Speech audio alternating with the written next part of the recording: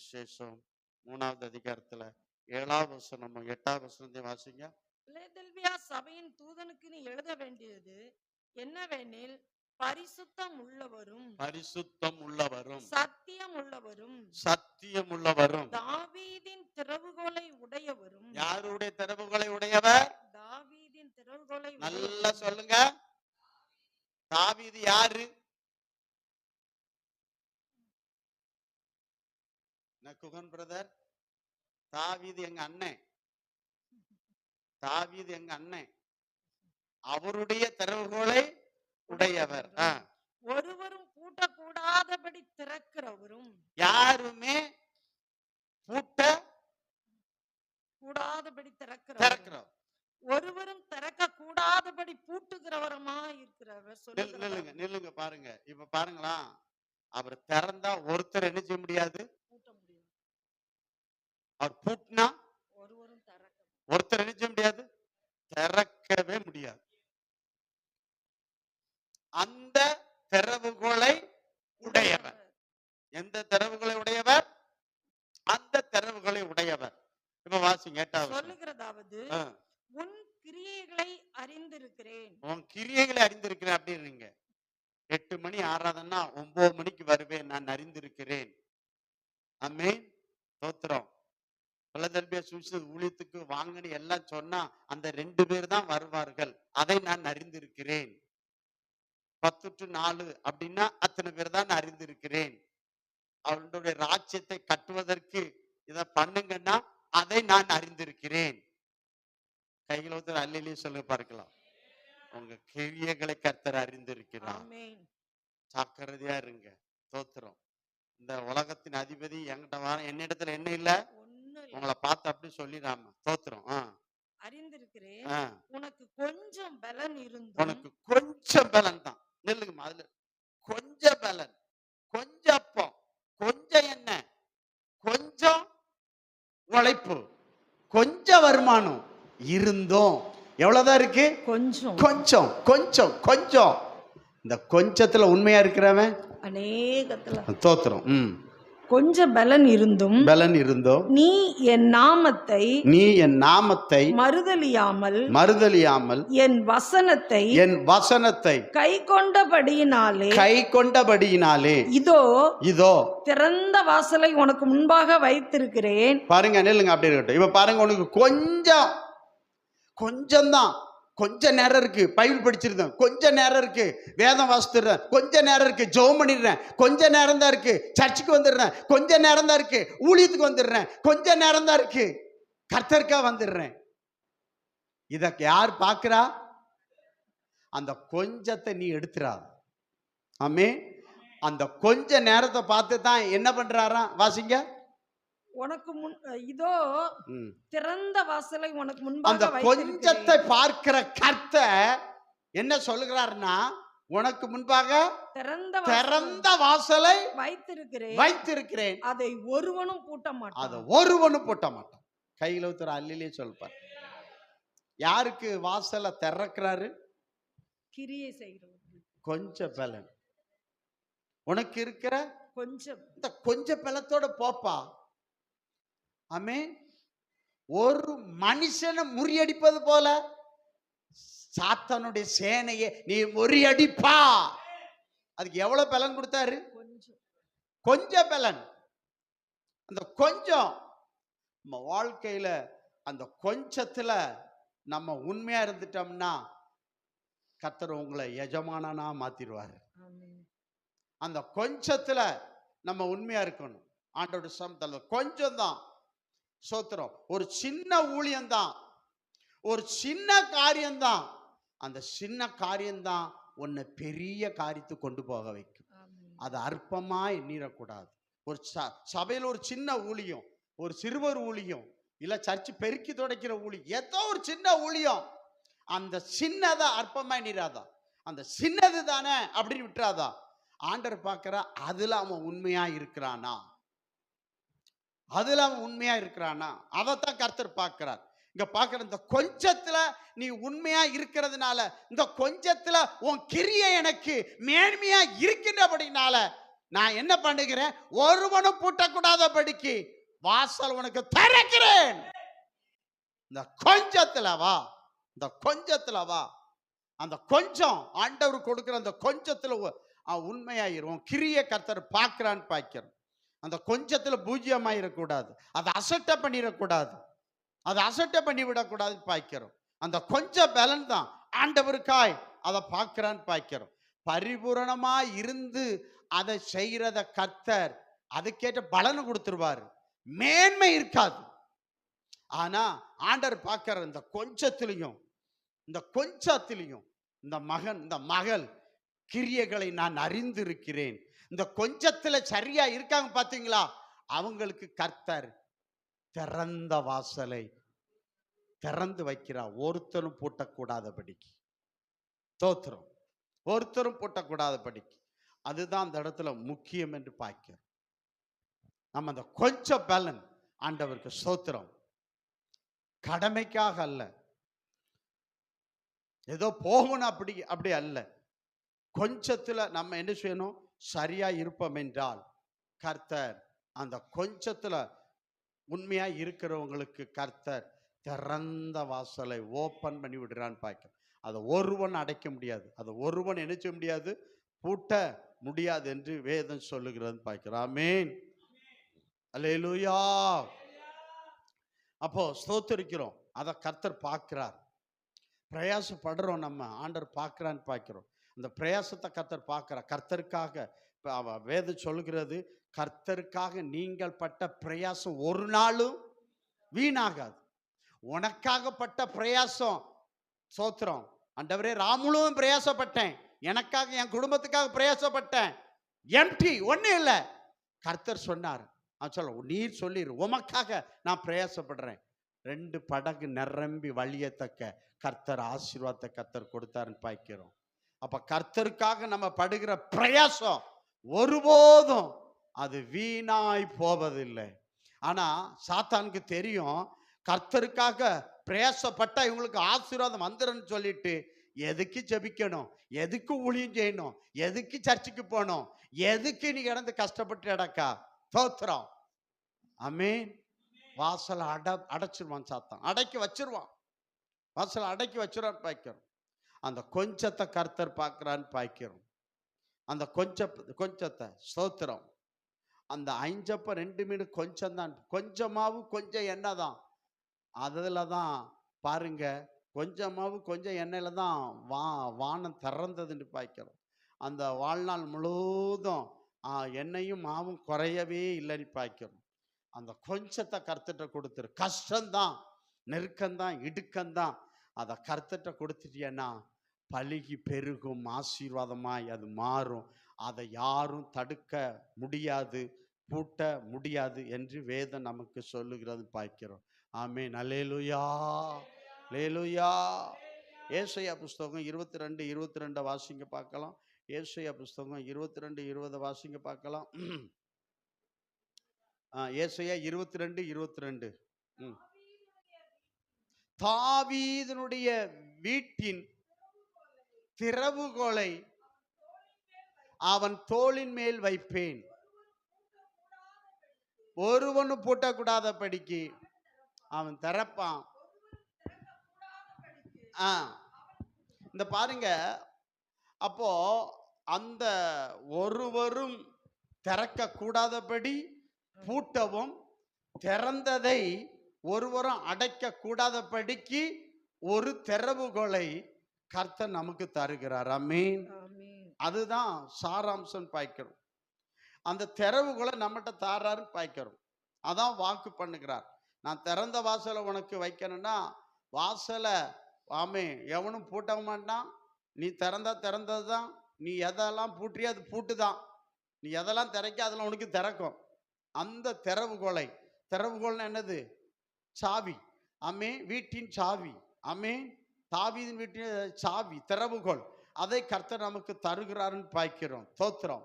அந்த சாவிக்கு திறக்காத கதவே கிடையாது. அந்த சாவி எந்த கதவை திறக்குதோ அது திறந்தே தான் இருக்கும். ஆமென். அந்த சாவி எந்த கதவை லாக் பண்ணுதோ அது லாக் ஆகியே இருக்கும். ஒருத்தனும் அதை திறக்க முடியாது, அதை திறக்கவே முடியாதுன்னு பார்க்கிறோம். ஆமென், அல்லேலூயா. வேகமா ஒரு 3 திறவுகோலை பற்றி உங்களுக்கு சொல்லி முடிக்க கர்த்தர் உதவி செய்வாராக. ஸ்தோத்திரம். முதல் திறவுகோல் என்ன திறவுகோல் அப்படின்னா, ஜெபமாகிய திறவுகோல். ஜெபம் என்கிற சாவி நமக்கு வேணும். என்ன சாவி வேணும்? ஜெபம் என்கிற சாவி வேணும். ஆமா, ஸ்தோத்திரம். உன் வாழ்க்கையில அந்த ஜெபம் என்கிற சாவி எந்த மனுஷருக்குள்ள இருக்குதோ அந்த சாவி, ஆமென், திறக்காத கதவு திறக்கும். ஆமென், ஸ்தோத்திரம். மூடப்பட்ட கதவுகள்லாம் திறக்கும் அந்த சாவி. என்ன சாவினா? ஜெபமாகிய சாவி. அந்த ஜெபமாகிய சாவி உனக்குள்ள இருக்கும் பொழுது, ஆமென், தனிச்செபம், குடும்ப ஜெபம், சபையோடு சேர்ந்து செபிக்கிற ஜெபத்துல ஒரு மனுஷன் என்ன செய்யணும்? கண்டு கொள்ள வேண்டும். அதிகாலை ஜெபம், உபவாச ஜெபம், இரவு ஜெபம், ஆமென், என்னென்ன ஜெபம் இருக்கோ அந்த ஜெபம் ஒவ்வொரு நாளும் தவறாமல் அந்த மனுஷன் செய்ய வேண்டும். ஸ்தோத்திரம். ஆடிக்கு அமாவாசைக்கு நீ ஜெபம் பண்றவனா இருந்தியன்னா இந்த சாவியை மறந்துரு. ஆண்டவர் அது தரமாட்டான்னு பாய்க்கிறோம். கர்த்தருக்கு ஸ்தோத்திரம். லூக்கா சுவிசேஷம் 4வது அதிகாரத்துல 25வது வசனத்தை வாசிங்க. அன்றியும் எலியாவின் நாட்களில் 3 வருஷம் 6 மாதமும் வானம் அடைபட்டு தேசமெங்கும் மிகுந்த பஞ்சம் உண்டாயிருந்த போது இஸ்ரவேலுக்குள் சரி, அநேக விதவைகள் இருந்தார்கள். இப்போ இயேசு கிறிஸ்து சொல்றாரு, இந்த வானத்தை அடைச்சது யாரு? சொல்லுங்க. கர்த்தர். யார் அடைச்சா? கர்த்தர் அடைச்சானா எலியா அடைச்சானா? எலியா. அப்புறம் கர்த்தர்னு சொல்றீங்க. சோத்திரம். 1 ராஜாக்கள் 17:1 அவன் சொல்றான் பாருங்க, வாசிங்க. 1 ராஜாக்கள் 17:1 நீங்க வாசிங்க. யார் அடைச்சான்னு அதுல கீலேயாத்தின் குடிகளில் தீஸ்பியனாகிய எலியா ஆகாப்பை நோக்கி என் வாக்கின்படியே. யார் வாக்கின்படி? என் வாக்கின்படியே அன்றி. இல்லைங்க, என் வாக்கின்படியே அன்றி இந்த 3 வருஷங்களிலே பனியும் மழையும் பெய்யாதிருக்கும் என்று இஸ்ரவேலின் தேவனாகிய கர்த்தருக்கு முன்பாக நிற்கிற நான் அவருடைய ஜீவனை கொண்டு சொல்றேன். யாருடைய ஜீவனை கொண்டு சொல்றான்? கர்த்தருடைய ஜீவனை கொண்டு சொல்றான். அப்ப இந்த இடத்துல வானத்தை அடைச்சது யாரு? எலியா. எலியா என்ன பண்ணா? வானத்தை என்ன செய்தான்? அடைச்சிட்டான்னு பார்க்கிறோம். அதனால மிகுந்த பஞ்சம் வந்தது என்று சொல்லப்பட்டு இருக்கிறது என்று நாம் பார்க்கின்றோம். ஆமென். எலியாவை குறித்து வேதம் என்ன சொல்லுகிறது? யாக்கோபு 5வது அதிகாரத்துல 17-18 எலியா என்பவர் நம்மை போல பாடுள்ள மனுஷன் என்று எழுதப்பட்டிருக்கிறது. அவன் எப்படி ஜெபம் பண்ணானா? கருத்தாய் ஜெபம் பண்ணினான். எப்படி ஜெபம் பண்ணான்? ஜெபம் எல்லாம் பண்ணலாம், ஆனா எதுக்கு ஜெபம் பண்றோம்? எப்படி ஜெபம் பண்றோம்? ஏன் ஜெபம் பண்றோம்? ஒரு ஒரு ஒரு ஒரு உள்ள ஒரு சாராம்சம் இருக்கணும். சும்மா கட கட கட கட கட கட கட கட வளவளவளான்னு போடுறதா இருக்காது. கர்த்தர் ஏற்றுக்கொள்ள மாட்டார். ஸ்தோத்திரம். ஷார்ட்டா ஸ்வீட்டா எதுக்கு ஜெபம்னா அது ஜெபம் பண்ணி முடிச்சது. ஸ்தோத்திரம். சில ஆளுகளுக்கு ரொம்ப நேரம் ஜெபம் பண்ணாதான் ஆமாங்க, அதெல்லாம் மாய்மால ஜெபம். அவன் என்ன சொல்றான்? கருத்தா என்ன சொன்னா? ஜெபம் பண்ணான். அவன் கருத்தா ஜெபம். அப்படின்னா எலியா என்பவன் எப்படிப்பட்டவன்? எலியா என்பவன் நம்மை போல பாடுள்ள மனுஷனாய் இருந்தும் மழை பெய்யாதபடிக்கு கருத்தாய் ஜெபம் பண்ணினான். என்ன பெய்யாதபடிக்கு? மழை பெய்யாதபடி. அப்ப நான் என்ன பண்ணிட்டான்? வானத்தை அடைச்சிட்டான். அப்ப வானத்தை அடைக்கிற திறவுகோல் யார் கையில இருந்துச்சு? எலியா கையில. எலியா எப்படிப்பட்டவன்? பாடுள்ள மனுஷன், ஜெபிக்கிறவன். நான் சொன்னேன் ஜெபமாகிய திறவுகோல். எலியா ஜெபித்தான், வானத்தை அடைச்சான். எலியா ஜெபித்தான், வானத்திலிருந்து அக்கினி என்ன பண்ணா? இறக்குனான். ஆமென். அடுத்தால அதே எந்த எலியாவை கொண்டு வானத்தை கர்த்தர் அடைச்சாரோ அதே எலியாவை கொண்டு 1 ராஜாக்கள் 18வது அதிகாரத்துல 1வது வசனம் சொல்ல, எலியா நீ வானத்தை நீ தான் அடைச்சா, திரும்ப ஓபன் பண்ணு அப்படின்றாரு. நீ போய் ஆகாப்பட்டு போய் சொல்லு, தேசத்துல மழையை பெய்ய பண்ண போற, வானத்தை திறந்து விட போறேன், போய் சொல்லு அப்படின்னாரு. ஆமென். அல்லேலூயா. சத்தம் ஒரு அல்லேலூயா சொல்லுங்க பார்க்கலாம். இங்க பாருங்க, மழை இல்ல, ஆனா வானத்தை யார் அடைச்சா? எலியா. இங்க பாருங்க, ஆகாப் ஏசப்பெல்லாம் யாகம் வளர்க்காங்க. யாகம் அவங்க சாமியை சொல்லி என்ன பண்றாங்க? பாகால சொல்லி என்ன பண்றாங்க? எதுக்கு? மழைக்குன்னு ஒரு தெய்வத்தை வச்சு அந்த தெய்வத்தின் பெயரை சொல்லி என்ன பண்றாங்க? மழை பெய்ய வைக்காங்க. ஆனா மழை என்ன செய்யல? வரல. கர்த்தரை அடைச்சாருன்னு அடைச்சாரு தாங்க. தோத்திரம். என்ன யாகம் போட்டாலும் பாகம் போட்டாலும் அவ்வளவுதான், அந்த நாடு அவ்வளவுதான், மிகுந்த பஞ்சம்தான். தோத்திரம். ஆமென். அல்லேலூயா. சோத்திரம். அதாவது வானம் திறக்கணும்னா ஜெபிக்கிறவங்களை கர்த்தர் எழுப்புவார். ஜெபிக்கிறவங்களை கர்த்தர் எழுப்புவார். அப்போ இந்த ஆகாப்பும் ஏசபேலோ மழை பெய்யும்படி பாகாலை நோக்கி பயங்கரமா வேண்டிக் கொண்டார்கள். ஒண்ணு நடக்கல, ஒண்ணு நடக்கல. புரியுதுங்களா? தோத்திரம். அதனாலதான் ஆகாப்பு எலியாவை சந்திக்கும் போது சொல்லுவான், நீ இஸ்ரவேல் என்ன சொல்றான், நீ என்னுடைய பகைஞனே அப்படிம்பான். இஸ்ரவேலுக்கு நன்மை அல்ல தீமை பண்ணிட்டான்ங்கிறான். இந்த அப்பா அடைச்சிட்டா, நாங்க எவ்வளவோ ஆட்களை வச்சு வானத்தை திறக்க முயற்சி எடுத்து முடியாம போயிட்டு. தோத்திரம். அல்லேலூயா, அல்லேலூயா. வானத்தை அடைக்கவும் திறக்கவும் கர்த்தர் செபிக்கிறவன் கையிலே அந்த சாவியை கர்த்தர் கொடுத்திருக்கான்னு பார்க்கிறோம். தோத்திரம். அந்த ஸ்டோரி எல்லாம் உங்களுக்கு தெரியும்னு பார்க்கிறோம். ஆனா இறுதியாக 41 45 வரை நீங்க பார்ப்பீர்களா, அங்க ஆகாப்ப சந்திக்கிறான். கடைசியில சந்திச்ச உடனே ஆகாப்ப பார்த்து சொல்றான், ஆகாப் போ, மழை என்ன செய்ய போகுது? பெய்ய போகுது, நீ போ, அரண்மனைக்கு போய் சாப்பிட போ அப்படின்னு சொல்லிட்டு அவனை போ சொல்றான். இவன் எலியா வீட்டுல போய் என்ன பண்ணான் தெரியுமா? கர்மேல் பர்வதத்துல போய் என்ன பண்ணான்? நல்ல பிரியாணி சாப்பிட்டு தூங்குனான். ஆமேன். அல்லேலூயா சொல்லுங்க பார்க்கலாம். எலியா என்ன செஞ்சான்? ஜெபம் பண்ணான். அவன் என்ன பண்ணான்? ஜெபம் பண்ணான். அவனுடைய அவனுடைய நெத்தி எங்க பட்டுச்சுதான்? முழங்கால பட்டுச்சுது. அப்ப அவன் எப்படி ஜெபம் பண்ணிருப்பான் பாருங்க. தோத்திரம். புரியுதுங்களா?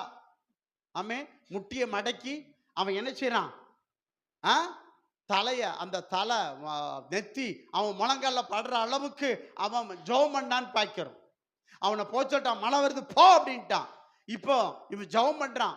திரும்ப ஜெபம் பண்ணிட்டு அடுத்தால யாரை கூப்பிடுறான்? அவனுடைய அசிஸ்டண்ட கூப்பிடுறான்.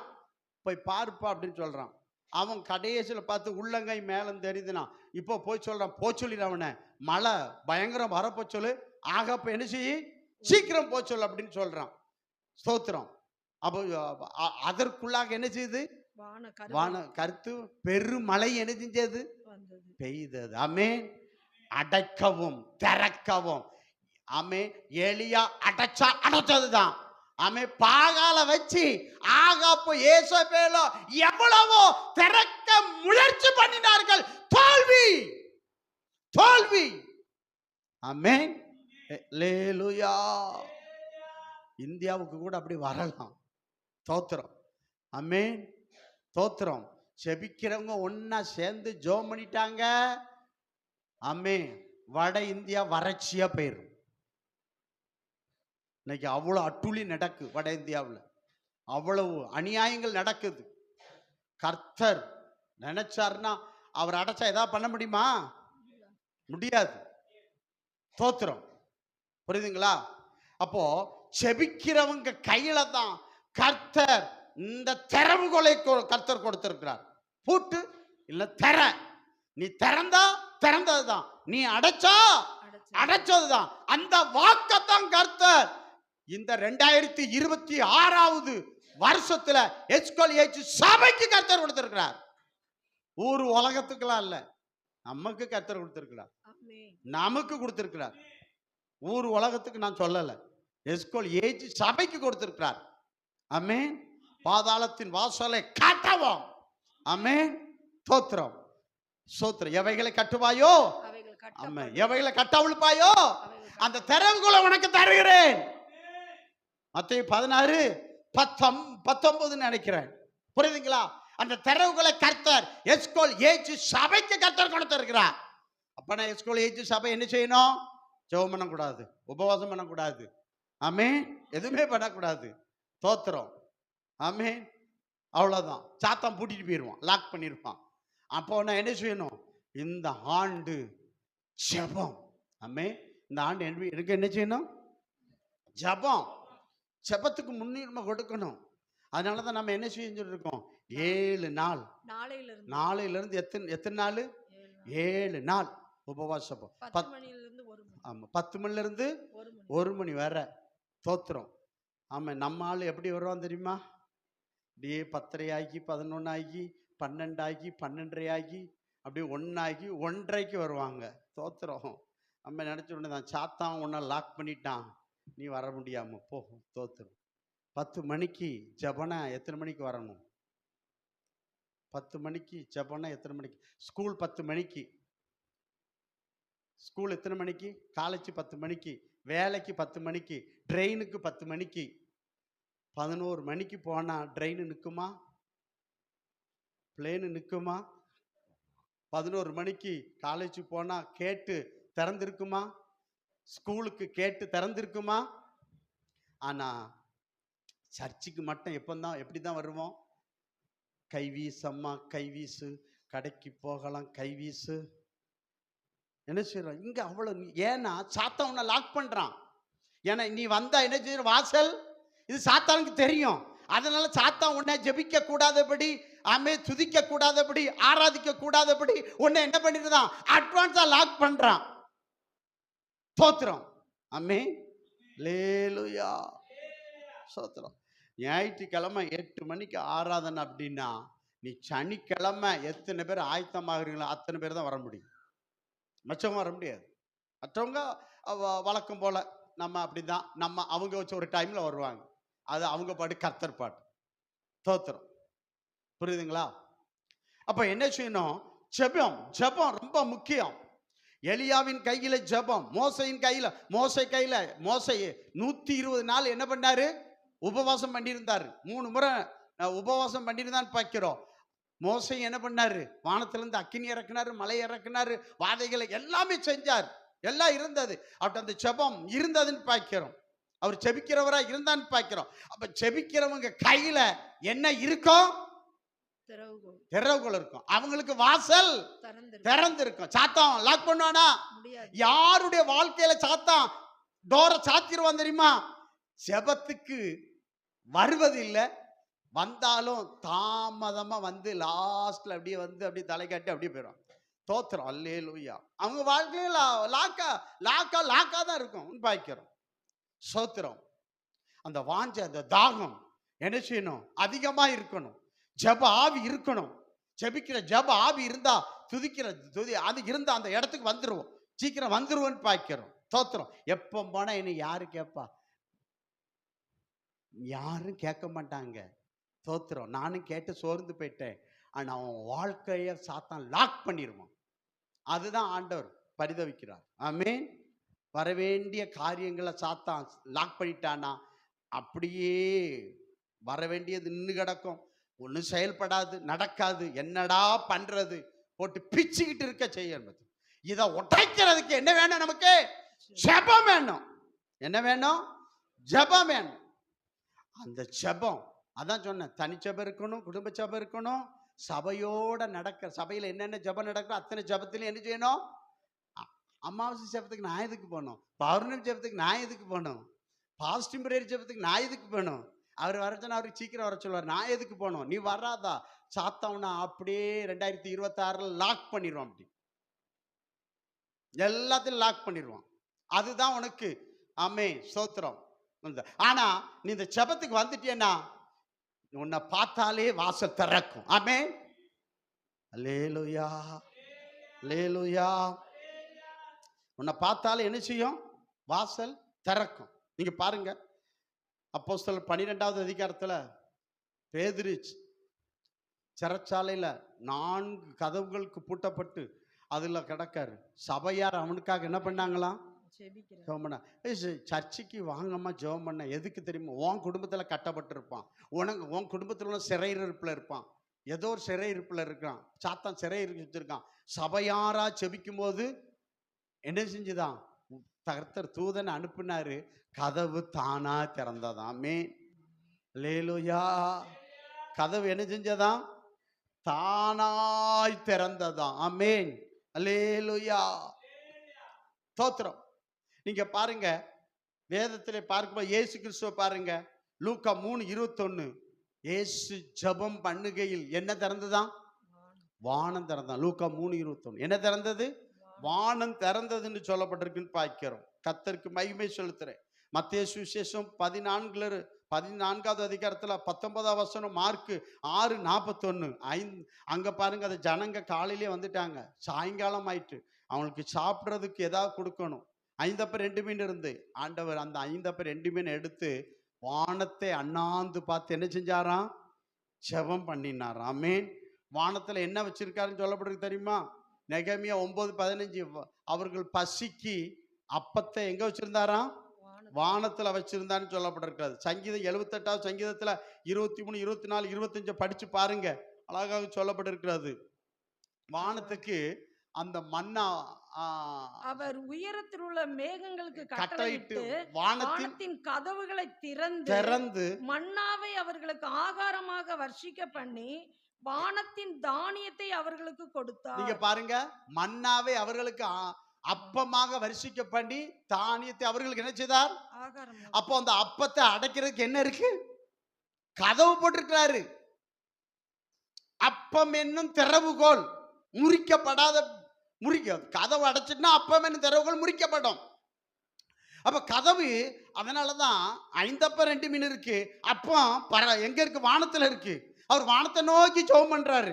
அப்பொழுது அவர் ஜெபிக்கும் போது வானம் திறக்குது, கதவு திறக்குது. 5 அப்பம் 2 மீன் தான். அது என்ன செய்யுது? 5000 பேர் சாப்பிடு, மிச்சம் மீதி எடுக்கப்பட்டது. மிச்சம் மீதி என்ன செய்யுது? எடுக்கப்பட்டது என்று நாம் பார்க்கின்றோம். ஆமென். அல்லேலூயா.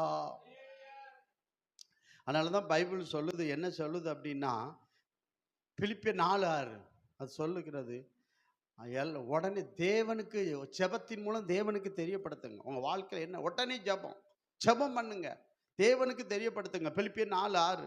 அது எப்படி ஜெபம் பண்ணணுமா? 1 தெசலோனிக்கேயர் 5:17. இடைவிடாமல் ஜெபம் பண்ணுங்க. நம்ம வாழ்க்கையில ஒரு ஜெபத்தை வச்சிருந்தானா இடைவிடாமல் என்ன செய்யணும்? இடைவிடாமல்னா 24 மணி நேரம் இல்லை. ஒரு தனி ஜெபம், குடும்ப ஜெபம், சபையில ஜெபம். இந்த ஜெபத்தை என்ன செஞ்சிட? சபையில் நடக்கிற ஒரு ஜெபத்தை என்ன செய்யக்கூடாது? விடக்கூடாது. நான் தனியா ஜெபம் பண்ணிக்கிட்டுறேன், எல்லாரும் தனியா ஜெபம் பண்ணா சபை எதுக்கு? மேய்ப்பன் எதுக்கு உங்களுக்கு? இயேசு கிறிஸ்து எதுக்கு உங்களுக்கு? ஸ்தோத்திரம். புரியுதுங்களா? ஒரு ஜெபத்தையும் விடக்கூடாது. சபையில் நடக்கிற ஒரு ஜெபத்தையும் என்ன செய்ய விடக்கூடாது. ரோமர் 12:12. அவர்கள் ஜெபத்தில் உறுதியாய் தரித்து இருந்தார்கள்.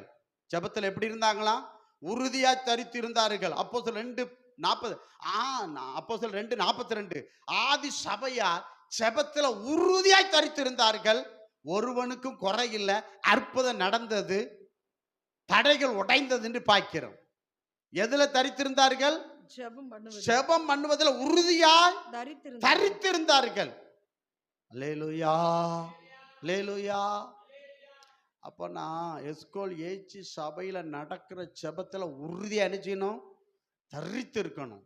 எப்போ முடிப்பாரு, எப்போ முடிச்சு தொலைவாரு அப்படின்னு இருக்கக்கூடாது. ஸ்தோத்திரம். தரித்திருந்தார்கள். ஆமென். சொல்றேன், ஏசாயா 56:7. என் வீடு ஜெப வீடு, அங்க கொண்டு வந்து மகிழ பண்ணுவேன். ஆமென். என் வீடு என்ன வீடு? ஜெப வீடு. ஜெபம் இல்லாத வீடா இருக்கக்கூடாது. எஸ்கோல் ஏச்சி சபை ஜெபிக்கிற வீடு. எஸ்கோல் ஏச்சி சபை ஆண்டவருடைய வீடு எப்படிப்பட்ட வீடா? ஜெபிக்கிற வீடு. அங்க என்ன இருக்கணும்? ஜெபம் இருக்கணும். காலை ஜெபம், மதிய ஜெபம், அந்தி ஜெபம். 2 பேரா வந்து ஜெபிக்க சொன்னேன். அது 2-3 பேர். திங்கள் ஜெபம், புதன்வரம் வந்துரு. வியாழன் வெள்ளி சொன்னவங்கள ஆளை காணும், லாக் ஆயிட்டாங்க. ஆமென். ஸ்தோத்திரம். அப்ப என்ன சொன்ன? தினந்தோறும் சபையில் என்ன நடக்கணும்? காலையில் இட்லி, மதியம் பிரியாணி, சாயங்காலம் டின்னர்னா நாங்கள் உற்சாகமாக ஓடி வருவோம். அழிஞ்சு போகிற போஜனத்துக்காக அல்ல. ஆமேன், ஸ்தோத்திரம். ஆமேன். நீ அநேகருக்கு ஆசீர்வாதமாக இருக்கணும். ஸ்தோத்திரம். கர்த்தர் நல்லவர். அப்போ செபிக்கிறவனை கர்த்தர் அப்படி வைப்பான்னு பார்க்கிறோம். அப்போ சபையில் நடக்கிற ஜெபத்தில் எப்படி இருக்கணும்? சபையில் நடக்கிற ஜெபத்தில் எப்படி இருக்கணும்? உறுதியா தரித்து இருக்கணும். தரித்து இருக்கணும். ஜெபத்தை முடிச்சு பாஸ்டர் போன்னு சொன்னாலும் என்ன செய்யக்கூடாது? போகக்கூடாது. ஜெபம் முடிக்கும்னே ஓடுற ஆளுக்கு நிறைய பேர் இருக்காங்க. இப்பதான் முடியும். என் ஆத்துமான்னு சொன்னா போதும் நேரே வீட்டில் போய் நிற்கான், கோழி கடையில் போய் நிற்காங்க, சூப்பர் மார்க்கெட்ல போய் நிற்காங்க, காய்கறி கடையில் போய் நிற்காங்க. என் ஆத்துமாங்க சொல்லும்படியே போயிடுறான். எவ்வளவு பாஸ்டா இருக்காங்க பாருங்க. இவங்கெல்லாம் ஜெபத்தில் தரித்திருக்கிற ஆட்களா? ஸ்தோத்திரம். ஆண்டவருக்கு மகிமை உண்டாகட்டும். தேவன் நல்லவர். ஸ்தோத்திரம். நல்லா கவனிங்க, நல்லா கவனிங்க. 2 நாளாகமம் 7:15-16 சொல்லுகிறது, என் வீடு ஜெப வீடு, அங்கே என் கண்கள் காணும். நீ பண்ற ஜெபத்துக்கு என் காது கேட்கும். உன் வீட்டில் பண்ற ஜெபத்துக்கு கேட்கும். நீ பைபிள் எழுதப்படல. நான் தனியா மலைக்கு போனேன், தனியா காட்டுக்கு போனேன் அப்படி எழுதப்படல. எங்க ஆண்டவர் சொல்றாரு? என் வீடு ஜெப வீட்டில் வந்து யார் ஜெபிக்கீங்களோ அவர்களுடைய ஜெபத்தை என் காது என்ன செய்யும்? கேட்கும். என் கண்ணு பார்க்கும். ஸ்தோத்திரம். அப்போ பிரச்சனை வந்துட்டு எசேக்கியா ராஜாவுக்கு. சனகரிப்பு ராஜா எதிரி வந்துட்டான். அவன் அரண்மனை விட்டான். நேரம் எங்க வந்தான்? எசேக்கியா ராஜா ஆலயத்தில் வந்து அவன் பண்ண வார்த்தைகளை சொல்லி விரிச்சு, ஆமே உம்முடைய செவியை சாய்த்து கேளும். ஏன்னா அவனுக்கு தெரியும், நம்ம அங்க போய் பேசினோம்னா கர்த்தருடைய செவி கேட்கும். சபையில் போய் பேசினா என்ன கேட்கும்? கர்த்தர் அங்கே அவர் செவி கேட்கும்படி அவருடைய செவி இங்கே திறந்திருக்கிறது. கர்த்தருடைய செப வீட்டில் அவருடைய செவி என்ன செஞ்சிரு? திறந்திருக்கிறது. கண் திறந்திருக்கிறது. காணும், கேட்கும், பதில் செய்யும். அதனால செப வீட்டுக்கு வாங்கன்னு சொல்றோம். ஸ்தோத்திரம். ஆமென். அப்ப செபத்தில் நம்ம என்ன செய்யணும்? இந்த ஆண்டு உறுதியா தரித்து என்ன செய்யணும்?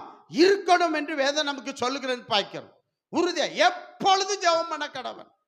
கொர்நேலியு எப்பொழுதும் ஜெபம் பண்ணிட்டு இருந்தான்னு பார்க்கிறோம். ஆமென். ஸ்தோத்திரம். எப்பொழுது என்ன செய்யணும்? ஜெபம் பண்ணன்னு பார்க்கிறோம். அதான் பார்க்கிறோம். அதனாலதான் நல்லா கவனிங்க, இடைவிடாமல் ஜெபம் பண்ணுகிறவர்களுக்கு எப்பொழுதும் வாசல் திறந்தே இருக்கும். எப்பொழுதும் தேவனை நோக்கி ஜெபிப்பவர்களுக்கு வாசல் எப்பொழுதும் திறந்தே இருக்கும். கையில் ஒருத்தர் அல்லையிலே சொல்லுங்க பார்க்கலாம். கர்த்தருக்கு ஸ்தோத்திரம். அடுத்து 2வது திறவுகோள், கர்த்தரை துதிக்கும் துதி என்னும் திறவுகோள். இந்த துதி என்னும் திறவுகோளை நான் அடுத்த வாரத்தில் இன்னும் 2 பாயிண்டை சேர்த்து அடுத்த வாரம் சொல்கிறேன். அது ஒரு பெரிய சப்ஜெக்ட். அதனால நேரம் போயிட்டு 3வது ஒரு திறவுகோளை மாத்திரம் சொல்லி நான் முடித்து உங்களை ஆசீர்வதித்து அனுப்புகிறேன். ஆண்டவர் நம்மை ஆசீர்வதிப்பாராக. 3வது திறவுகோள் தசம பாகம் என்னும் திறவுகோள். கைகளை ஒருத்தர் அல்லையிலேயே சொல்லுங்க பார்க்கலாம். சத்தமாக சொல்லுங்க பார்க்கலாம். அதாவது நீங்கள் என்ன வேணாலும் பண்ணிக்காங்க, எப்போ வா எப்போ போ, ஆனால் நான் சொல்லணும். ஆமென். சீக்கிரம் வாணி நான் என்ன செய்யணும்? அதுக்கு தான் என்ன ஆண்டவர் வச்சிருக்காரு. அப்படி தானே? நீ எப்போ வா எப்போ போ, நான் அதெல்லாம் முந்தி விட்டுட்டேன். நான் ஸ்தோத்திரம். அது உன் விருப்பம், உன் பாட்டு கர்த்தர் பாடு. ஆனால் நீ சீக்கிரம் வாணி நான் என்ன செய்யணும்? ஜெபம் இருக்கு, இத்தனை மணிக்கு வாணி நான் சொல்லணும். அதே போல் இந்த தசமாத்தை குறித்து நான் என்ன செய்யணும்? சொல்லணும். கொடுக்கியோ கொடுக்காம இருக்கியோ அது உன் பாடு, அது கர்த்தர் பாடு. ஆனால் நான் சொல்லணும். கையில் வந்து சத்தம் ஒரு அல்லையிலே சொல்லுங்க பார்க்கலாம். ஏன் அடுத்தது என்ன திறவுகோள் சொன்ன சொல்லுங்க. அதாவது நமக்கு 1000 பிரச்சனை இருக்கும், குடிக்க முடியாத நிலைமைகள் இருக்கும். ஆனாலும் அதை நம்ம செய்யணும். அதை செய்யணும். செஞ்சாதான் நமக்கு ஆசீர்வாதம். சில பேர் அதை சொல்லுவாங்க பெருசா அப்படின்னு சொல்லுவாங்க. இந்த பிரசங்கம் முடிவில் சீக்கிரம் முடிச்சிடுறேன். நேரம் போயிட்டு பாருங்க, சீக்கிரம் முடிச்சிடுறேன். ஆண்டவர் நம்மை ஆசீர்வதிப்பாராக. தேவனுக்கு மகிமை உண்டாகட்டும். மல்கியா புஸ்தகம் 3வது அதிகாரத்தில் 10ஆம் வசனத்தை வாசிங்க. மல்கியா, என் ஆலயத்தில் ஆகாரம் உண்டாயிருக்கும்படி தசம பாகங்களை எல்லாம் பண்டசாலையிலே கொண்டு வாருங்கள். அப்பொழுது நான் வானத்தின் பலகணிகளை திறந்து. பாருங்க, நல்லா கவனிங்க. தோத்திரம், நல்லா கவனிங்க. எதை கொண்டு வர சொல்றாரு? தசம பாகங்களை கொண்டு வாங்க. அந்த தசம பாகம் கர்த்தர் என்ன செய்ய வைக்குது? வானத்தின் பலகணிகள் அடப்பட்டிருக்கு. இப்ப இந்த தசம பாகம் தான் அடப்பட்ட வானத்தின் பலகணிகள் என்ன செய்யுது? யாரை திறக்க வைக்க? கர்த்தரை திறக்க வைப்பது எது? தசம பாகம். நீங்க அதை 8 முதல் 10 வரை படிச்சா சொல்லப்பட்டிருக்கு. மனுஷன் தேவனை வஞ்சிக்கலாமா? நீங்களோ என்னை வஞ்சிக்கிறீர்கள். எதிலே உம்மை வஞ்சித்தோம் என்கிறீர்கள்?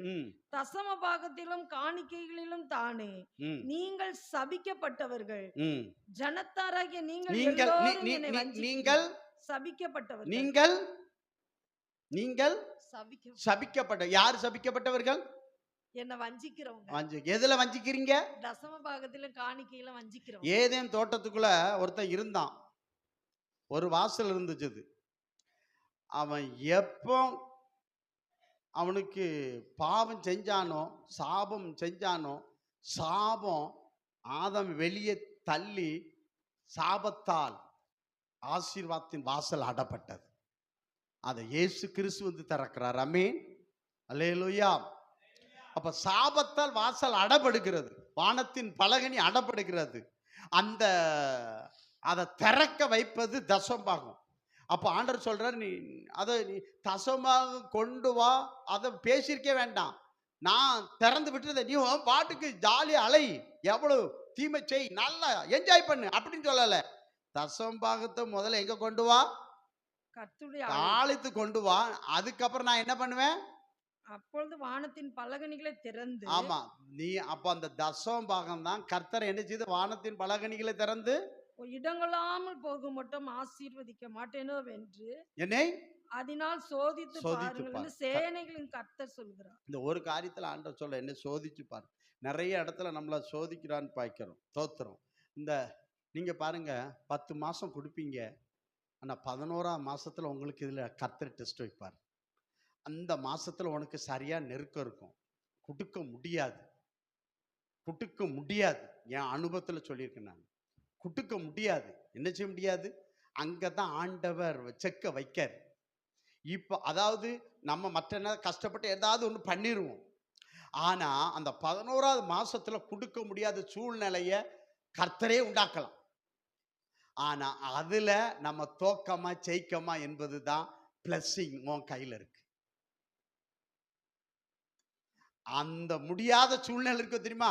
அதுல கர்த்தருக்கு தூக்கி அடிச்சிரு, எல்லா வாசலும் கர்த்தர் டக்கு டக்கு டக்குன்னு திறந்துடுவார். அந்த நேரத்துல பசிக்குதுன்னு சொல்லி விவசாயி தின்னுட்டானா விதைக்க மாட்டான், அறுக்க மாட்டான். எனக்கே பத்தல, இதை கொண்டு அவருக்கு கொடுக்கணுமா அப்படின்னு சொல்லி நிறைய பேர் இன்னைக்கு பண்ற தப்பு அதான் பாய்க்கும். நீங்க கொடுக்காம போங்க, அது உங்க பாடு, கர்த்தர் பாடு. அது உள்ள நிலைமை நான் சொல்றேன். தேவனுக்கு மகிமை செலுத்தணும். தோத்திரம். ஆண்டவர் ஒரு அளவை வச்சிருக்கிறார். ஆண்டவர் சொல்றாரு, அந்த அளவு குறையக்கூடாது, அந்த அளவு படி நீ கொடு, நான் அளவில்லாமல் ஒன்று ஆசீர்வதிப்பேங்கிறார். ஒரு அளவை வச்சிருக்கார். இந்த அளவு 10ல் 1ன்னு ஒரு அளவை சொல்றார். ஆமென். அந்த அளவை குறையாம நீ கொடுத்துரு. அந்த சாவின் அளவு, ஒரு சாவி பூட்டை திறக்கன்னா அளவு குறைஞ்சினா திறக்குமா? திறக்காது. அது குறையாம பார்த்துக்கோ. அப்ப அந்த அளவு குறையாம கொடுத்துரு. அது என்ன திறக்க வச்சிரும், உனக்கு திறக்க வச்சிரும். அது திறக்க வச்சிரும். தோத்திரம். நீ கொடுத்துட்டேனா கற்பத்தின் வாசல் திறக்கும், எல்லா ஆசீர்வாத வாசல் கதவு திறக்கும். அந்த அளவு மட்டும் குறையக்கூடாது. ஆனா சொல்ற, நீ அளவு குறையாம கொடு, நான் அளவில்லாமல் ஆசீர்வதிப்பேன், இடமில்லாமல் பார்க்க மாட்டோம். எவ்வளவு பெரிய ஆசீர்வாதம். ஆனா நம்ம என்ன பண்ணுவோம்? இந்த ஐயா எவ்வளவு கொடுக்கலாம்? ஆமே, 1000 ரூபாய்க்கு எவ்வளவு தசமம் சொல்லுங்கம்மா, சொல்லுங்க. நீங்க என்ன பண்ண 1000 ரூபாய்க்கு எவ்வளவு தசமம் கொடுக்கணும்? 100 ரூபா. சில ஆள் என்ன பண்ணுவாங்கன்னா 25 ரூபாயோடு முடிச்சிருவான், 50 ரூபாயோடு முடிச்சிருவான், 75 ரூபாய் முடிச்சிருவான். இவங்களுக்கு வானம் திறக்குமா? சாவி அளவு சரியில்லை, வானம் அடப்பட்டு தான் இருக்கும். 100 ரூபா கொடுத்தா தான் என்ன செய்யும்? முழுமையா சரியா கொடுக்கணும். என்ன செய்யணும்? சரியா கொடுக்கணும். ஸ்தோத்திரம். சில வசனங்கள் உங்களுக்கு சொல்லுகிறேன் பாருங்க. யாத்திராகம புஸ்தகம் 30வது அதிகாரத்தில் 11 16 வரை படிச்சு பாருங்க. படிக்க நேரம் இல்லை. அதுல மோசையை கூப்பிட்டு கர்த்தர் சொல்றாரு, ஒரு பாவ நிவர்த்திக்கு என்று கர்த்தர் அங்க அழகா சொல்றார். நிவர்த்திக்கு என்று இஸ்ரவேல்ல ஒவ்வொருங்கிட்டையும் அவன் ஆத்தும பாவ நிவர்த்திக்கு என்று, பரிகாரத்துக்கு என்று இஸ்ரவேல்ல 20 வயதுக்கு மேற்பட்ட ஒவ்வொரு ஆத்துமாவுக்கும் ஆத்தும பரிகாரத்துக்காக, பிரயாசத்துக்காக ஒவ்வொருவருடையும் எவ்வளவு? அரை சேக்கல் உங்கள் ஆத்துமாவுக்காக பாவ நிவர்த்தி பண்ணும்படி நீங்கள் கர்த்தருக்கு காணிக்கை செலுத்தும் போது ஐஸ்வர்யவான் அரை சேக்கலுக்கு அதிகமாகவும், நீ அதிகமா வேண்டாம், தரித்திரன் அதற்கு குறைவாக வேண்டாம். அப்போ சொல்றாரு, இப்போ வாங்க சொல்றாரு. எதுக்கு வாங்க சொல்றாரு? வாங்கி அதை மோசே உன் வீட்டுல கொண்டு வச்சுக்கன்னு சொல்லல. அந்த பாவ நிவர்த்தி பணத்தை நீ இஸ்ரவேல் புத்திரர் கையிலே வாங்கி அதை ஆசரிப்பு கூடாரத்தின் திருப்பணிக்கு கொடுப்பாயாக. எதுக்கு செய்யணும்? திருப்பணிக்கு. ஆமா, மோசே வாங்கி உன் பையனுக்கு சொத்து வாங்கி போட்டுக்கோ, உன் பிள்ளைக்கு சொத்து வாங்கி போட்டுக்கோ, உன் காரியத்துக்கு சொத்து வாங்கி போட்டுட்டு அப்படியே சொன்னாரு. ஆசரிப்பு கூடாரத்தின் திருப்பணிக்கு கொடுப்பாயாக. அது கர்த்தருடைய சந்நிதியில் உங்கள் ஆத்துமாக்காக பாவ நிவர்த்தி செய்யும் பொருட்டு இஸ்ரவேல் புத்திரருக்கு ஞாபக குறியா இருக்கும் என்றார். அப்போ ஒரு குடும்பத்துல 5 பேர் கொடுத்துருக்காங்கன்னா அது கர்த்தருடைய சந்நிதியில அது ஞாபக குறியா இருக்குது. ஏன் இருக்குன்னா அவன் வீட்டுல வாதம் வராது, நோய் வராது. அதுல எழுதப்பட்டிருக்கிறது, வாத நோய்க்கு செலவு இருக்காது. அப்போ அந்த அளவு படி அவன் அதிகமா வேண்டாம், ஆமா ஐஸ்வர்யன் அதிகமா வேண்டாம். அப்போ சட்டத்துக்கு முன்ன எல்லாரும் அப்படிதானமா? சட்டத்துக்கு முன்ன பணக்காரனுக்கு ஒரு சட்டம், ஏழைக்கு ஒரு சட்டமா? ஆமே. ஏழை கொஞ்சமா கொடுத்தா அவனுக்கு ஒரு சட்டமா? பணக்காரன் கொஞ்சம் அதிகமா கொடுத்தா அவனுக்கு ஒரு சட்டம். நோ, நீ அதிகமாக கொடுக்க வேண்டாம், நீ குறைவாக கொடுக்க வேண்டாம். ஆமே. இதுல வஞ்சிக்கப்பட்டு போறது யாரு தெரியுமா? அதிக சம்பளம் வாங்குறவன் தான் வஞ்சிக்கப்பட்டு போயிடுறான். என் வாழ்க்கையில பார்த்துருக்கேன், நல்லா கஷ்டப்படுறான், அவங்க உண்மையா இருக்கிறாங்க கொடுக்கறது. ஏன்னா அவங்களுக்கு வேற செலவே இருக்காது. ஐஸ்வர்யவனுக்கு நிறைய செலவு வச்சிருப்பான். ஆமே. அவன் கொடுக்க மாட்டான், பரலோகம் வர மாட்டான். கைகளை வச்சு அல்லையிலே சொல்லுங்க பார்க்கலாம். ஏன்னா அவன் கொடுக்கறதெல்லாம் குறைவாக தான் இருக்கும். தோத்திரம். புரியுதுங்களா? வாத நோய் அவன் வீட்டை விட்டு என்ன செய்யும்? நீங்காது இருக்கும். அப்போ நீ அந்த மாசத்துல அந்த அளவு குறையாம கொண்டு கொடுத்துட்டேன்னா உன் வீட்டை நினைப்பாரு. உன் வீட்டுல 5 ஆத்துமா இருந்தா 5 ஆத்துமா போக்கிலும் வரத்துல நாசம் மோசம் வாத நோய் பில்லி சூனிய செய்வின ஒன்னை அணுகாதபடி கர்த்தர் பாதுகாப்பா. ஏன்னா ஆசாரிப்பு கூட பணிவிடை கொடுத்தது தேவ சந்நிதியில் நினைக்கப்படும். அந்த மாசம் வந்துச்சுட்டேன்னா வாதைக்கும் நோய்க்கும் கோர்ட்டுக்கும் ஜெயிலுக்கும் எல்லாம் கொடுத்துட்டு இருப்பான். ஆஸ்பத்திரி கூட, அதாவது எலும்பை வெட்டி எடுக்கிறதுக்கு 5 லட்சம் கூட கொடுத்துடுறான். ஆனா வெட்டாம சுகத்தை கொடுக்குற கர்த்தருக்கு காணிக்க கூட மூக்காலையும் வாயாலையும் அழுகுறான். இவனை என்ன பண்ணுவாரு? நீ அங்கேயே கொடுத்துக்கோ, வெட்டி எடுக்கணும் கொடுத்துக்கன்னு அனுப்பிடுவார். கையில் ஒருத்தர் அலையிலே சொல்லிப்பாங்க. ஆஸ்பத்திரியில எவ்வளவு பில் போட்டாலும் எவ்வளவு சந்தோஷமா கட்டுறீங்க. போலீஸ்காரன் எவ்வளவு பணம் கேட்டாலும் ஆமே என் மனைவிய அடி, இந்த பணம் வாங்கிக்கோ, என் மாமியார ஒத்த, இந்த பணத்தை வாங்கி எவ்வளவு சந்தோஷமா கொடுக்கா. ஆனா உன்னை படைச்சி உன்னை பாதுகாத்து பரலோகத்துல தங்கத்தால வீடை கட்டி வச்சுட்டு வா வா சமாதானம் சந்தோஷம் வான்னு கொடுத்தா மூக்காலையும் நாக்காலையும் அழுகுற. அதோட கொடுக்காம இரு. சாபம் உன்னையும் உன் வீட்டையும் நீங்காது இருக்கும். வாத நோயும் சமாதான கேடு உன் அலங்கத்திற்குள்ளே சமாதானமும் உன் அரண்மனைக்குள்ளே சுகமே இருக்கும். நீ கொடுத்தியன்னா சமாதானமும் இல்லைன்னா வேற ஒன்று இருக்கும். தோத்திரம். அல்லேலூயா. புரியுதுங்களா? அப்ப அந்த அளவு குறைக்கூடாது. அந்த காலத்துல தலை கட்டும் வரி, கோயில் வரின்னு சொல்லுவாங்க. ஒரு குடும்பத்தில் இத்தனை பேர் கொடுக்கணும், கொடுத்தே ஆகணும். தோத்திரம். அதை தான் மத்தேயு சுவிசேஷம் 17வது அதிகாரத்துல 24, 25, 26ல அந்த வரி கேட்காங்க. இயேசுனார் கொடுக்க மாட்டேன்னு சொன்னாரா? ஹலோ, இயேசுனார் என்ன சொன்னாரு? கொடுத்தாரு. வரி கொடுத்தாரா இல்லையா?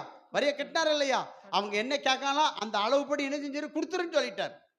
ஆமென், ஸ்தோத்திரம். அரை சேக்கல் வெள்ளி என்பது 6 கிராம். அரை சேக்கல் வெள்ளி என்பது என்னது? 6 கிராம். ஒரு சேக்கல் என்பது 12 கிராம். அப்போ யாத்திரம் 38வது அதிகாரத்தை 25, 26ல எண்ணிட்டாங்க. 6,60,60,550 பேர் வர்றாங்க.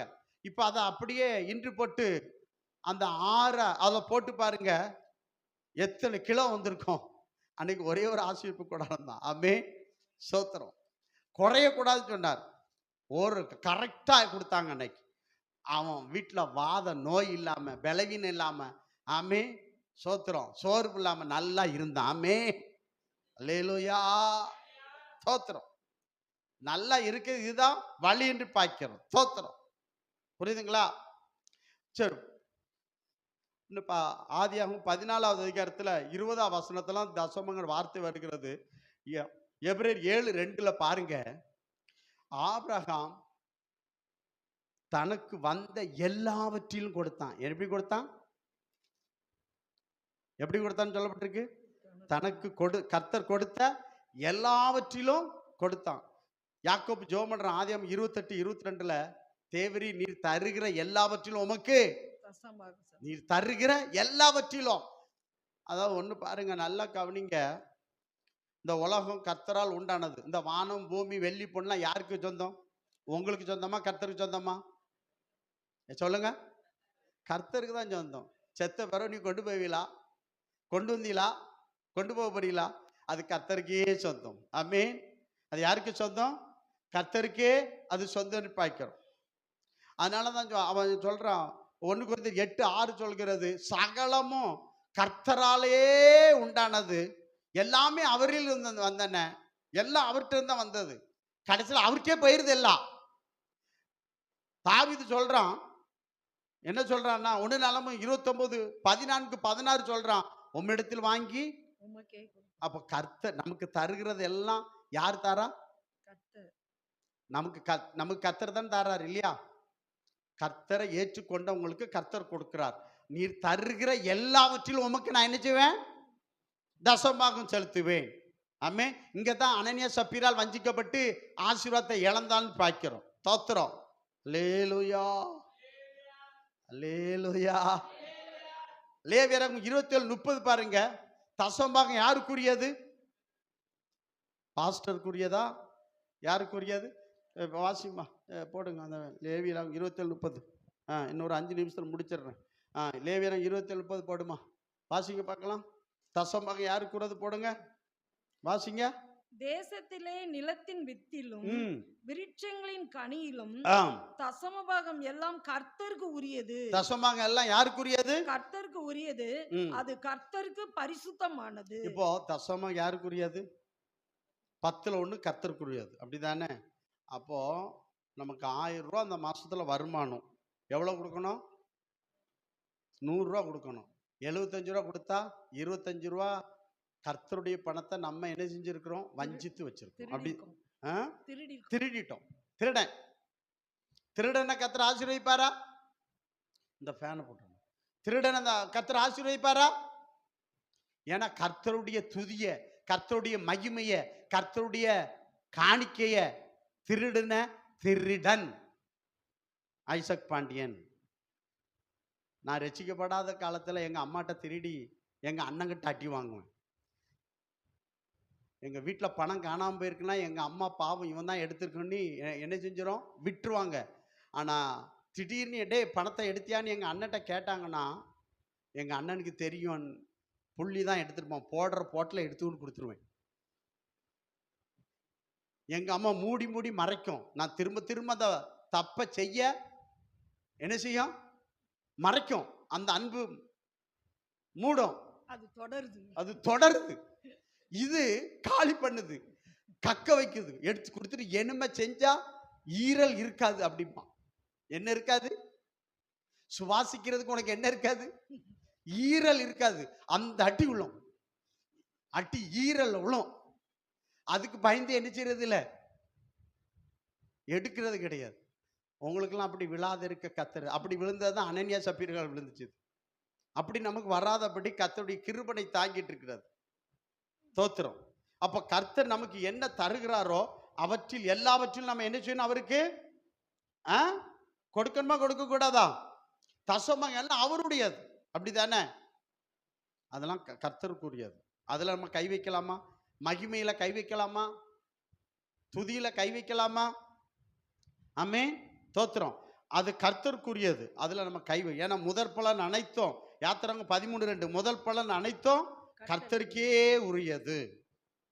புரியுதுங்களா? கர்த்தருக்கே உரியது. அப்ப பாருங்க, நல்லா கவனிங்க, நீர் தருகிற எல்லாவற்றிலும்.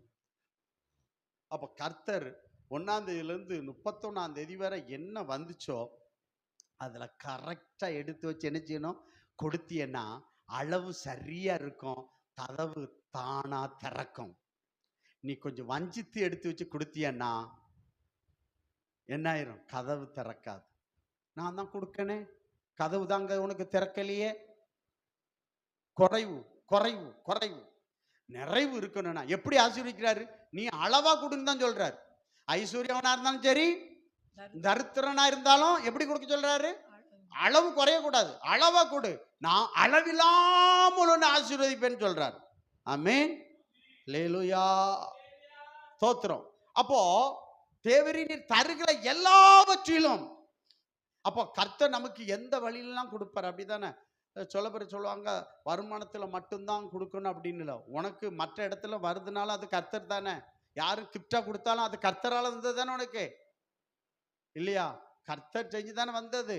ஸ்தோத்திரம். ஒரு பிஏ பணம் வருது, அதெல்லாம் கொடுத்தாச்சு அப்படின்னு இல்லை, அது கர்த்தரிடத்துல வந்தது. அதுலயும் என்ன செய்யணும், ஆண்டவருக்கு கொடுக்கணும். நீங்க பாருங்க, 2 நாளாக 31வது அதிகாரத்தை கொஞ்சம் எடுங்க, இதை வாசித்து முடிச்சிடலாம். ஆண்டவர் உங்களை ஆசீர்வதிப்பாராக. 2 நாளாக 31வது அதிகாரத்துல 2 முதல் 5 வரை வாசிக்கலாம். ஆண்டவர் உங்களை ஆசீர்வதிப்பார். கொஞ்சம் வேகமா வாசிக்க பார்க்கலாம். எசேக்கியா ராஜாவுக்கு வேலை என்ன தெரியுமா? அவன் அரசாட்சினா அதை விட்டுட்டான். அவன் ஆலயத்தை ஒழுங்குபடுத்தி கர்த்தருக்கு ஆராதனை திட்டம் பண்ணி ஆசாரிகள் லேவியர்களுக்கு என்ன செஞ்சானா, இந்த அவங்களுக்கு சம்பளம் தசமம் காணிக்காதான், அதான் ஒழுங்குபடுத்துறது சொல்லப்பட்டிருக்கு பாருங்க, வாசிங்க. எசேக்கியா ஆசாரியர் லேவியருடைய வகுப்புகளை அவர்கள் வரிசைகளின்படியையும் அவர்கள் ஊழியத்தின் படியையும் திட்டப்படுத்தி ஆசாரியரையும் லேவியரையும் சர்வாங்க தகன பலிகளையும் சமாதான பலிகளையும் செலுத்தவும் கர்த்தருடைய பாளையத்தின் வாசல்களை ஊழியம் செய்து துதித்து ஸ்தோத்தரிக்கவும் ஒழுங்குபடுத்தினான். ராஜா கர்த்தருடைய நியாய பிரமாணத்தில் எழுதியிருக்கிறபடி அந்தி சந்திகளில் செலுத்த வேண்டிய சர்வாங்க தகன பலிகளும் ஓய்வு நாட்களில் மாத பிறப்புகளும் பண்டிகைகளை செலுத்த வேண்டிய சர்வாங்க தகன பலிகளும் தன் ஆஸ்தியிலிருந்து எடுத்து தன் பங்கை கொடுத்தான். முதல்ல ராஜா ஜெயிரான் தன் ஆஸ்தியிலிருந்து தசமகத்தை எடுத்து கர்த்தருக்கும் கர்த்தருடைய ஊழியத்துக்கும் அவன் என்ன செய்யறான்? முதல் எசேக்கியா ராஜா சொன்னா, ரெண்டாவது செய்யறான். முதல் அவன் செஞ்சுட்டு ரெண்டாவது அடுத்தது என்ன செய்யறான் பாருங்க. ஆசாரியரும் லேவியரும் கர்த்தருடைய நியாய பிரமாணத்தை உற்சாகமாய் கைக்கொள்ளும்படி அவர்களுக்கு பாகத்தை கொடுக்க ஜனங்களுக்கு எருசலேம் குடிகளுக்கும் கட்டளையிட்டான். பாருங்க, ஃபர்ஸ்ட் அவன் என்ன செஞ்சான்? ஹலோ சொல்லுங்க. முதல்ல அவன் என்ன செஞ்சான்? பேசாம இருக்கீங்க. முதல்ல அவன் கொடுத்தான் கர்த்தருக்கு. திரும்ப அடுத்தவங்கள பார்த்து என்ன சொல்ல, நான் கரெக்டா இருந்துட்டு மற்றவங்கள கரெக்டா இரு அப்படின்னு சொல்லணும். ஆமென். அல்லேலூயா, அல்லேலூயா. அதாவது இந்த ஊழியத்துக்கு வரும் பொழுது தசமாகும் 50 ரூபா கட்டணும். ஆனால் இன்னைக்கு கர்த்தருடைய நாமத்தில் பல ஆயிரம் கர்த்தருக்கு கர்த்தர் உதவி செய்கிறார். ஆமென். ஏன்னா அன்னையிலேருந்து இன்னும் வரையும் என் கைக்கு என்னென்னலாம் வருதோ அதெல்லாம் எழுதி வச்சு என்ன செய்கிறேன், கரெக்டாக எழுதி வச்சுருப்பேன். எழுதி வச்சு கரெக்டாக எடுத்து வச்சு சாபனத்தில் 2 டைம் கட்டுவேன். 3ஆவது டைம் நாங்கள் அது குறைஞ்சினா ஓலை விட்டுருவாங்க. அப்போ அதை சரி பண்ணி அதை சரி பண்ணுவேன்னு பார்க்கிறோம். ஆமென். அல்லேலூயா. அப்போ பாருங்க, இதைத்தான் என்னாகும் 18வது அதிகாரத்துல 21, 24, 26ல லேவியர்கள் எல்லாம் ஆமா இஸ்ரவேல் புத்திரட்ட என்ன வாங்குவாங்க? தசமாக வாங்கி லேவியர்கள் யாருக்கு கொடுப்பாங்க? ஆசாரியன்ற ஆரோன்ட்ட கொடுப்பாங்க. ஆரோன் ஒரு பங்கெடுத்து யாருக்கு கொடுப்பான்?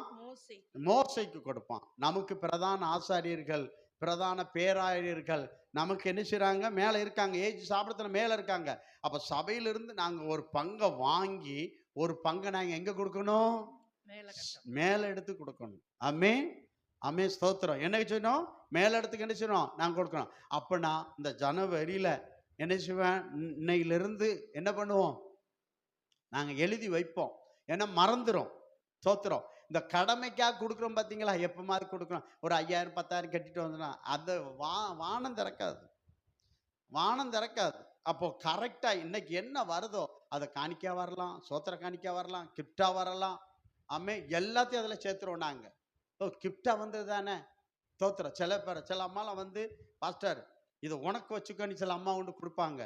அதுலேயும் நான் எடுத்து என்ன செஞ்சிருவேன்? கர்த்தருக்கு வச்சிருவேன். இது எனக்கு அல்ல, எனக்கு வந்ததே கர்த்தரால தானே.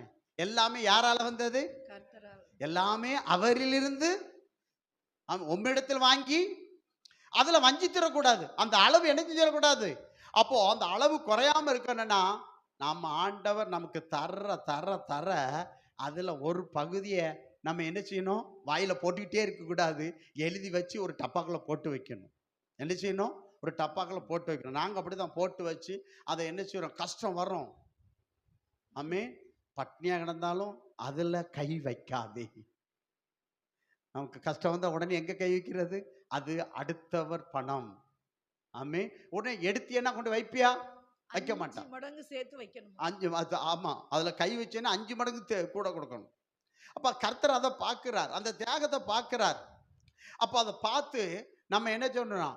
அக்டோபர் நவம்பரில் நாங்கள் அதை கணக்கு பண்ணி அதை அப்படியே எடுத்துக்கொண்டு என்ன பண்ணிடுவோம்? கட்டுவோம். அதில் குறைஞ்சா அந்த தெரிஞ்சிடும். அதை உடனே அதை சரி பண்ணுவோன்னு பார்க்கிறோம். அப்போ நீங்கள் எல்லாம் யார் கையில் ஒன்று கொடுக்கணும்? போதகர் கைக்கு வந்துடணும். காணிக்க பையில் இல்லை இங்கே போடணும் சொன்னோம். ஸ்தோத்திரம். அதுதான் ஒழுங்கு. கர்த்தருக்கு ஸ்தோத்திரம். ஸ்தோத்திரம். என்ன செய்யணும்? என்ன அப்போ இவன் பாருங்க, இவன் கொடுத்தான், கர்த்தருக்கு கொடுத்தான். தன் ஆஸ்தியிலிருந்து எடுத்து தன் பங்கை கொடுத்தான். தன்னுடைய தசமபாகத்தை கொடுத்தான். நியாயப்பிரமாணத்தில் எழுதப்பட்டபடியே அவன் செய்தான் பார்க்கிறோம். ஆசாரியர் லேவியரும் கர்த்தருக்கு நியாயப்பிரமாணம் உற்சாகமாய் கைக்கொள்ளும்படி அவர்களுக்குரிய பாகத்தை கொடுக்க ஜனங்களை எருசலேமின் குடிகளுக்கு கட்டளையிட்டார். இந்த வார்த்தை பிரசித்தமான போது இவன் செஞ்சிட்டு சொன்னாங்க. இப்ப நான் பாஸ்டர் தான், நானே காணிக்க தசமபாகம் உண்மை இல்லைன்னா கர்த்தர் என்ன ஆசீர்வதிக்க மாட்டாருங்க. ஸ்தோத்திரம். கொஞ்சம் ஆத்மா தான் இருக்குது. ஆனாலும் சொல்றேன், இந்த காணிக்க தசமபாகத்துல சாப்பிடறதுக்கு கெட்டுறதுல நான் உண்மையா இருக்கிறதுல கர்த்தர் பரிபூர்ணமா கர்த்தர் ஆசீர்வதிச்சிருக்கார். பரிபூர்ணமா கர்த்தர் ஆசீர்வாதம் குறைவே இருக்காதுங்க, குறைவே இருக்காது. அந்த தேவை உடனே அந்த வாசல் திறக்கும். ஆண்டவர் அதை செய்வார். ஆமென். அதை அனுபவிச்சிருக்கிறோம். ஸ்தோத்திரம். அதை அனுபவிச்சதுனாலதான் உங்கள்கிட்ட சொல்றோம். ஸ்தோத்திரம். அப்ப இவன் என்ன செய்றான்? அனுபவிச்சுட்டு அந்த வார்த்தையை பிரசித்தமான உடனே இந்த வார்த்தை பிரசித்தமான போது இஸ்ரவேல் புத்திரர் தானியத்திலும் திராட்சை ரசத்திலும் எண்ணெயிலும் தேனிலும் நிலத்தின் எல்லா வரத்திலும் முதற் பலன்களை திரளா கொண்டு வந்து சகலத்திலும் தசம பாகத்தை பரிபூரணமாய் கொடுத்தார்கள். அதாவது பாருங்க, எல்லாத்திலும் நிலத்துல விளைஞ்சது, வானத்துல விளைஞ்சது, வீட்டுல விளைஞ்சது, வாடகை, அந்த பணம் இந்த பணம் எல்லாத்திலும் கொண்டு என்ன பண்ணிட்டாங்க? எல்லாவற்றிலும் கொண்டு தசம பாகத்தை எங்க கொண்டு வச்சுட்டாங்க? கர்த்தருடைய ஆலயம் இல்லையே, அவங்க வீட்டுல எல்லாம் வச்சிருந்தாங்க, ஆலயத்துக்கு கொண்டு வந்துட்டாங்க. ஸ்தோத்திரம். ஆமென். சொன்னோட ஒரு மாதிரி வாசிங்க. அடுத்து தொடர்ந்து யூதாவின் பட்டணங்களில் குடியிருந்த இஸ்ரவேல் புத்திரரும் யூதா புத்திரரும் மாடுகளிலும் ஆடுகளிலும் அன்னைக்கு அவங்ககிட்ட அதுதானே இருந்தது. மாடுகளிலும் ஆடுகளிலும் தசமபாகத்தையும் தங்கள் தேவனாகிய கர்த்தருக்கு பரிசுத்தம் பண்ணப்பட்டவைகளிலும் ஆமா தசமபாகத்தையும் கொண்டு வந்து குவியல் குவியலாக வைத்தார்கள். அதை சரியா என்ன செஞ்சாங்க? கொண்டு அன்னைக்கு வச்சாங்க. சரியா கொண்டு அங்க வச்சாங்க. அங்க எப்படி வச்சாங்களாம்? ஆலயத்துல குவியல் குவியலா இருந்துச்சாம். வாசிக்க தொடர்ந்து. 3ஆம் மாதத்தில் குவியல் தொடங்கி 3ஆம் மாசத்துல அவங்க சேர்க்காங்க. செய்ய தொடங்கி 7ஆம் மாதத்தில் முடித்தார்கள். எசேக்கியாவும் பிரபுக்களும் வந்து அந்த குவியல்களை காணும்போது கர்த்தருக்கு ஸ்தோத்திரம் செலுத்தி கர்த்தருக்கு நன்றி செலுத்துறாங்க. அவருடைய ஜனமாகிய இஸ்ரவேலை புகழ்ந்தார்கள். அந்த குவியல்களை குறித்து எசேக்கியா ஆசாரியர் லேவியரையும் விசாரித்த போது சாதோக்கின் சந்ததியனாகிய அசரியா என்னும் பிரதான ஆசாரியன் அவனை நோக்கி, பாருங்க, ஆசாரியன் அவன் கையில தான் கொடுத்தாங்க. ஆசாரியன் என்னும் பிரதான ஆசாரியனை நோக்கி இந்த காணிக்கையை கர்த்தருடைய ஆலயத்துக்கு கொண்டு வர தொடங்கினது முதல், பாருங்க, கொண்டு வர தொடங்கின முதல் நாங்கள் சாப்பிட்டு திருப்தி அடைந்தோம். யார் சாப்பிட்டு திருப்தி அடைஞ்சாங்க? ஆசாரியர்கள். அப்போ ஆசாரிய குறைவா இருந்தா நீங்களும் என்ன இப்படிதான் இருப்பீங்க, குறைவா தான் இருப்பீங்க. ஆமென், ஸ்தோத்திரம். ஆமென், அல்லேலூயா, அல்லேலூயா. ஆசாரியர்கள் நல்லா இருக்கணும், நீங்க ஆசீர்வதிங்க, நீங்க நல்லா இருப்பீங்க, ஆசீர்வாதமா இருப்பீங்க. நாங்கள் சாப்பிட்டு திருப்தி அடைந்தோம். இன்னும் மிச்சமும் இருக்கிறது. கர்த்தர் தம்முடைய ஜனத்தை ஆசீர்வதித்ததினால், பாருங்க, கர்த்தர் தம்முடைய ஜனத்தை அந்த தசமபாகத்தை அங்கீகரித்து ஆசீர்வதித்தனால், வானத்தின் பலகனை திறந்ததினால், இந்த திரட்சியான அம்பாரம் வந்துட்டான். குவியல் எப்படி ஆயிட்டு? அம்பாரமா மாறிட்டு. ஆமென். இன்னும் ஒருத்தரும் சொல்ல மாட்டேங்க. பாவியா, இவ்வளவு பெரிய ஆசீர்வாதம் வேண்டாம், என்கிட்ட இருக்கதே 14 வச்சுக்காங்க. ஸ்தோத்திரம். ஆமென். குவியல் எப்படி மாறுது? அம்பாரம் பார்த்திருக்கீங்களா? அம்பாரம் எப்படி இருக்கும்? ஸ்தோத்திரம். அம்பாரம் எப்படிமா இருக்கும்? ஆமென். இந்த நெல்லுலாம் சில இடத்துல பயங்கரமா வச்சிருப்பாங்க. 3 லாரி 4 லாரி கொண்டு கொட்டி குமிச்சிருப்பாங்க. அம்பாரம் உப்பு அம்பாரமா இருக்கும். அதாவது குவியல்ங்கிறது கொஞ்சம் கொண்டு வைக்கிறது. குவியல் என்னது? கொஞ்சமா வைக்கிறது. அம்பாரங்கிறது அது 1000 மடங்கு 10,000 மடங்கு அதிகமா இருக்கும். அப்போ அந்த அம்பாரம் வேண்டாம், இந்த குவியலும் வேண்டாம். குவியல் வச்சுட்டு அம்பாரம் வந்துடும். ஆமென். நம்ம ஆளு குவியலும் வைக்க மாட்டான், அம்பாரமும் வராது. அப்படி அல்ல, கர்த்தர் ஆசீர்வதிக்கிறவர். ஆமென், அல்லேலூயா. அப்பனா எசேக்கியா தன்னுடைய ஆஸ்தியில் இருந்து கர்த்தருக்கு எல்லாவற்றிலும் கொடுத்தான். தாவீது எல்லாவற்றையும் கொடுத்தான். அவன் குறைஞ்சி போலன்னு பார்க்கிறோம். அப்ப கொடுத்துட்டு தான் சொன்னான். ஜனங்களை பார்த்து சொன்னா எல்லாவற்றையும் கொடுங்கன்னு சொன்னான். ஜனங்களும் எல்லாவற்றிலும் கொண்டு தசமபாகத்தை வச்சார்கள். குவியலா வச்சாங்க. எவன் குவியலா வச்சானோ அவன் வீட்டுல கர்த்தரின் ஆசீர்வாதம் அம்பாரமாய், குவியலா இருந்த ஆட்டு மந்த மாட்டு மந்த அம்பாரமா மாறிட்டு. ஆமென், அல்லேலூயா, ஸ்தோத்திரம். உற்சாகமா இல்ல, இவ்வளவு பெரிய ஆசீர்வாதம் எதுக்கு ஆண்டவரே? ஸ்தோத்திரம். அப்போ நம்ம கர்த்தனை நீ தருகிற எல்லாவற்றிலும் நான் உண்மையாயிருப்பேன். அந்த அளவு குறையக்கூடாது. அந்த திறவுகோல் என்ன செய்யக்கூடாது? ஜெபம் குறையக்கூடாது. அதே போல அது தசமாவும் குறையக்கூடாது. கூட்டை கூடாதா? கரெக்டா கர்த்தர் கூடு. அந்த தசம்பாங்க என்கிற திறவுகோல் என்ன செய்யும்? வானத்தை கர்த்தர் திறந்துடுவார். இடம் கொள்ளாமல் அம்பாரமா சோத்திரம் ஆசீர்வாதம் என்ன செய்யும்? பெருகும் என்று சொல்லப்பட்டிருக்கு. ஆமென். அப்போ அது திறந்த உடனே கடன் கொடுப்பாய், கடன் வாங்காது இருப்பாய். ஆமென், அல்லேலூயா. சிலர் நினைக்கலாம் இது என்ன பழைய ஏற்பாட்டுல சொல்லப்பட்டிருக்கு, புதிய ஏற்பாட்டுல கலாத்தியர் 6:6 படிங்க, முடிச்சிடலாம். ஸ்தோத்திரம். இதுக்கு மேல போகாது. இப்போ யூதா துதி என்னும் திறவுகோலை எடுத்தனா எனக்கு டைமே இருக்காது. கலாத்தியர் 6:6 எடுங்க பார்க்கலாம். போச்சுடா. மேலும் திருவசனத்தில் உபதேசிக்கப்படுகிறவன், பாருங்க, திருவசனத்தை உபதேசிக்கிறது யாரு? சபையின் போதகர். போதிக்கிறவர் யாரு? போதகர். நாங்க தான் போதிக்கிறோம். உபதேசிக்கப்படுகிறவன் உபதேசிக்கிறவனுக்கு சகல நன்மைகளிலும் பகிர்ந்து கொடுக்க கடவன். எல்லா நன்மையிலும் நினைச்சினோம் பகிர்ந்து கொடுக்கணுமா? உங்ககிட்ட என்னெல்லாம் நன்மை கர்த்தர் செய்கிறாரோ சகல நன்மைன்னு வருது இல்ல, வஞ்சிக்காதா? நீ தான் வஞ்சிக்கப்பட்டு போயிரு. மோசம் போகாதிருங்கள். தேவன் தம்மை பரியாசம் பண்ண விட்டார். மனுஷன் எதை விதைக்கிறானோ அதையே அறுப்பான். சிறுக விதைக்கிறவன் சிறுக அறுப்பான். பெருக விதைக்கிறவன் பெருகார். ஆனா இங்க ஆண்டவர் சொல்றாரு, அந்த அளவு சரியா இருந்துச்சுன்னா, தசம்பாகிற அளவு சரியா இருந்துச்சுன்னா, ஆண்டவர் அந்த தசம்பாகம் கர்த்தர் வானத்தின் பலகனி என்ன செய்யும்? திறந்து இடம் கொள்ளாமல் போக மட்டும் கர்த்தர் அம்பாரமா கர்த்தர் நினைச்சுவாரு ஆசீர்வதிப்பார் என்று சொல்லப்பட்டிருக்கிறது. இப்பவும் ஆண்டவர் நீ நம்ம சபையில போதிக்கிறவங்களுக்கு உனக்கு இந்த மாசத்துல என்ன நன்மை கொடுத்தாரோ அந்த நன்மைகள் எல்லாம் உண்ணி விட்டுறாதான். நீ சம்பூர்ணமா இருக்கணும்னா சம்பூர்ணமா கொடு, நீ சம்பூர்ணமா இருப்பா.